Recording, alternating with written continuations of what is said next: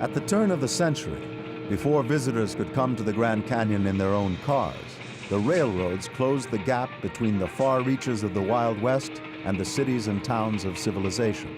In those early days, the Grand Canyon Natural Railway became the first practical way of visiting this natural wonder.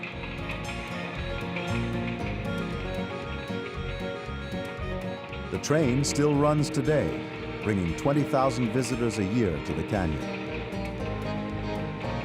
A few decades later, tourists came to the canyon riding Fred Harvey's cars and buses.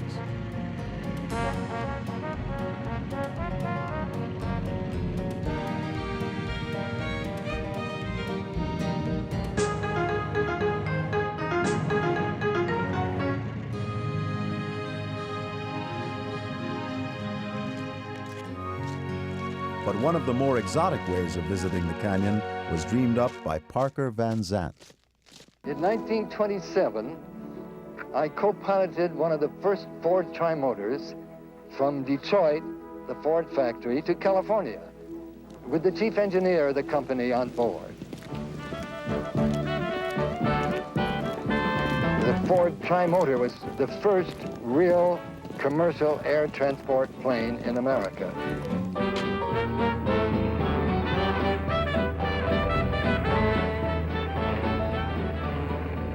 We detoured over the Grand Canyon, and we were all so impressed with the majesty of the canyon and the awesome view from above that I decided then and there to organize scenic airways and bring the Trimotors to the canyon so that all could see the same sight. Over 50 years ago, when I started scenic flights over the Grand Canyon, I used two Ford Trimotor planes.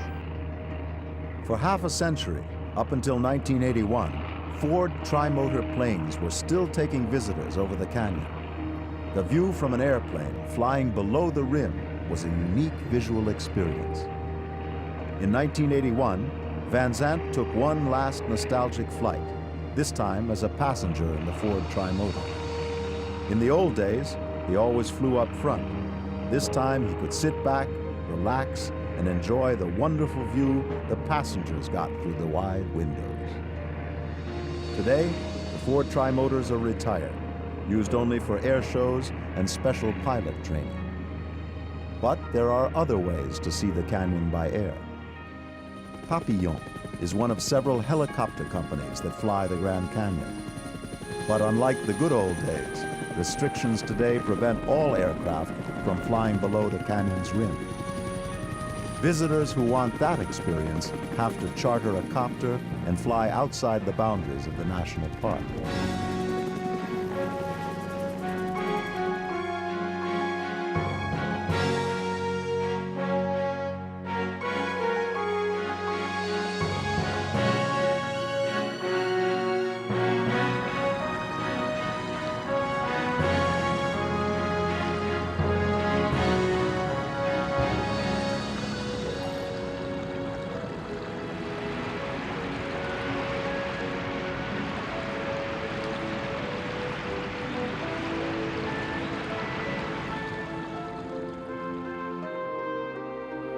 For most people, visiting the edge of the canyon on foot is good enough.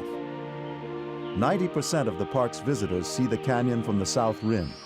They come from all walks of life, and 40% are from foreign countries.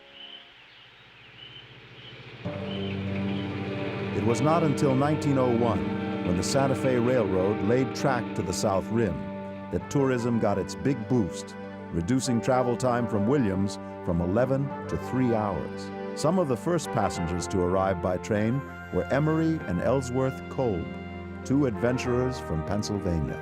They bought a glass plate photographic camera in Williams, Arizona, and pitched a tent studio at the top of Bright Angel Trail. The photographs of tourists as they started their mule trips became well known around the country, bringing many more visitors to the South Rim, including celebrities such as President Teddy Roosevelt, here pictured being escorted by John Hance. One of the most interesting aspects of the Kolb brothers' story is the developing process they had to go through to create their photographs. First, the brothers would take a photograph of the mule riders.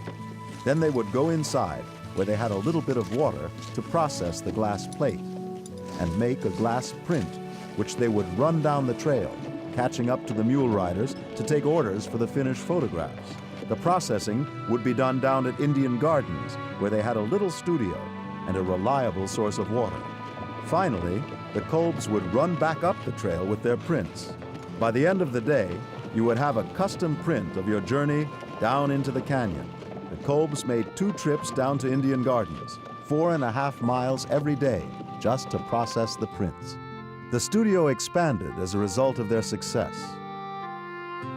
The building still stands as a historical landmark. Despite their differences in character and opinion, they kept a creative, reciprocal relationship. In 1911, the Kolb brothers made the first motion photography while running the rapids of the Colorado.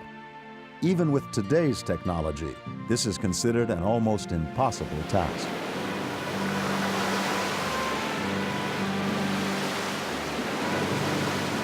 The film was projected for years at their studio, with live narration by Emery. They also took their movie on tour to the East Coast, where audiences were mesmerized by the images and accounts of their wild adventure on the Colorado. Ellsworth left the canyon for California, but Emery stayed on at the South Rim until his death in 1976. In 1969, he ran the rapids once more as a final homage to the canyon that had been a source of inspiration and income for his entire life. Fred Harvey, an immigrant from England, arrived at the South Rim in 1904.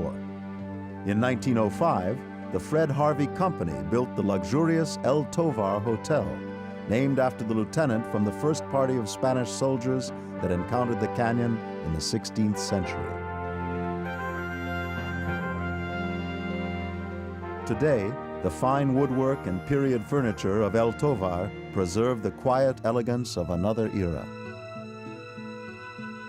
The Harvey Company hired Mary Jane Coulter in 1902 as an architect and an interior designer, a decision that largely influenced the look of the Grand Canyon Village. She created a score of impressive buildings that departed from the European ones that were in fashion at the time. Turning towards simpler indigenous structures, Coulter's buildings have their roots in the American past, in the Indian and Spanish heritage of the Southwest that she loved. The Hopi House, built right in front of El Tovar, houses the main sales rooms for Indian art. The building is a replica of the Hopi Pueblo of Old Ariobi, the oldest inhabited structure in North America. Coulter also designed and built Hermit's Rest on the west side of the South Rim.